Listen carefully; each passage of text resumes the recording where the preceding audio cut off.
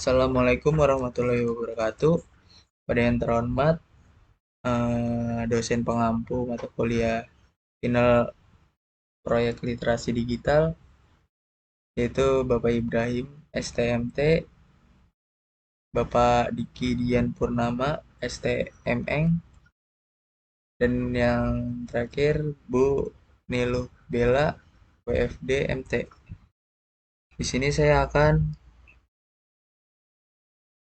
eh, mempresentasikan tentang soal-soal UTS final proyek literasi digital. Dan saya di sini sendiri Muhammad Ais Taufikur Rahman. Di sini saya akan menjelaskan dari soal pertama, yaitu yang pertama topik,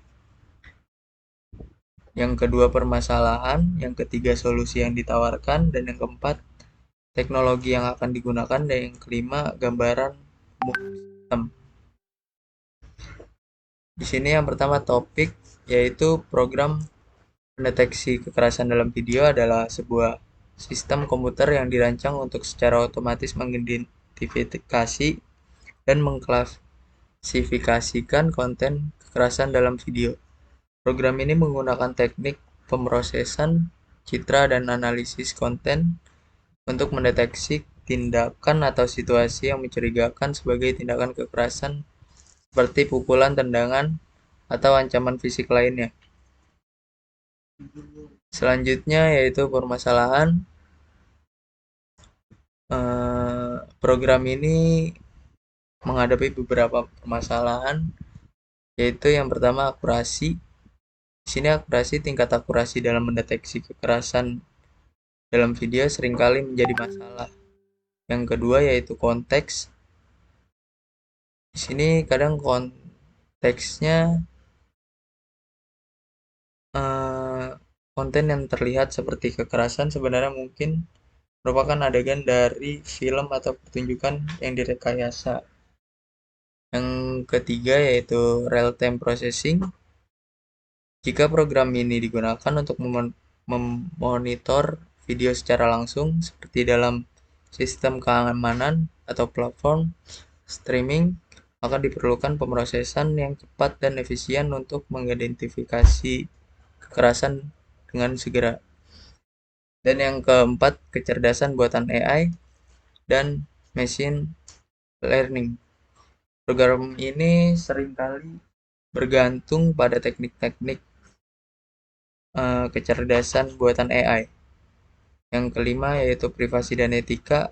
Dalam beberapa kasus, penggunaan program pendeteksi kekerasan ini dapat menimbulkan masalah privasi, terutama jika digunakan tanpa persetujuan atau pemantauan yang berlebihan terhadap privasi individu. Yang keenam, ketersediaan data pelatihan. Untuk melatih model pendeteksi kekerasan yang baik, diperlukan data pelatihan yang mencakup sebagai situasi kekerasan dan non-kekerasan. Yang ketujuh yaitu evaluasi dan perbaikan. Penting untuk secara teratur mengevaluasi dan memperbaiki kinerja program pendeteksi kekerasan ini agar tetap relevan dan efektif dalam menghadapi perubahan konten video dan teknologi.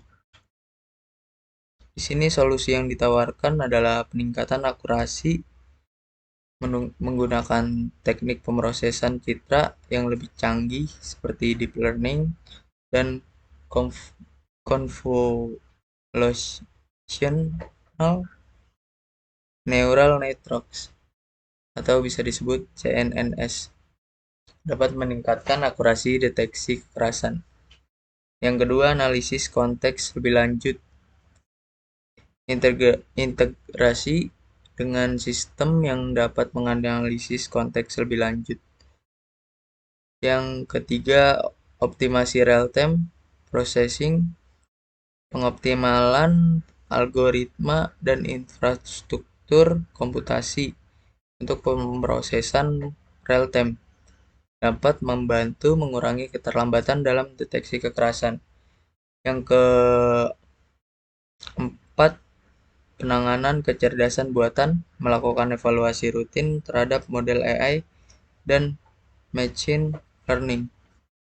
Yang kelima, penerapan kebijakan privasi dan etika, memastikan bahwa penggunaan program pendeteksi kekerasan ini sesuai dengan kebijakan privasi dan etika yang berlaku.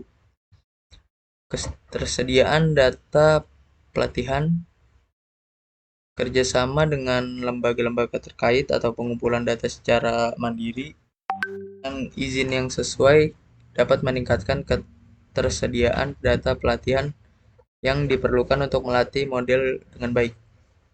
Yang terakhir yaitu evaluasi dan pemeliharaan berkelanjutan, melakukan evaluasi reguler terhadap kinerja program pendeteksi kekerasan. Di sini selanjutnya yaitu teknologi yang akan digunakan. Yang pertama yaitu pemrosesan citra dan video, yang kedua deep learning dan convolution neural network atau bisa disebut CNNS. Yang ketiga analisis konten multimedia, yang keempat pemrosesan real time, yang kelima big data dan analisis data, yang ke-6 cloud computing, yang ke-7 kecerdasan buatan AI dan pembelajaran mesin, yang terakhir yaitu sistem pengawasan dan manajemen. Di sini ada selanjutnya gambaran umum sistem. Yang pertama, deteksi kekerasan real time, yaitu sistem memiliki kemampuan untuk mendeteksi kekerasan dalam video secara real time, memungkinkan respons yang cepat terhadap situasi yang sedang berlangsung. Selanjutnya, menggunakan analisis frame by frame dan teknologi sensor untuk memastikan deteksi segera setelah kejadian kekerasan terjadi. Yang kedua yaitu klasifikasi tingkat keparahan kekerasan, yaitu sistem dapat mengklasifikasikan tingkat keparahan kekerasan, membedakan antara tindakan yang mungkin berisiko tinggi dan tindakan yang lebih ringan. Dan selanjutnya, hal ini memungkinkan penanganan prioritas berdasarkan tingkat urgensi dan seriusnya situasi. Yang ketiga yaitu notifikasi otomatis kepada pihak berwenang. Sistem memiliki kemampuan untuk menghasilkan notifikasi otomatis dan mengirimkan kepada pihak berwenang. Dan selanjutnya notifikasi untuk memberikan informasi terkait kejadian kekerasan beserta detail klasifikasi tingkat keparahan.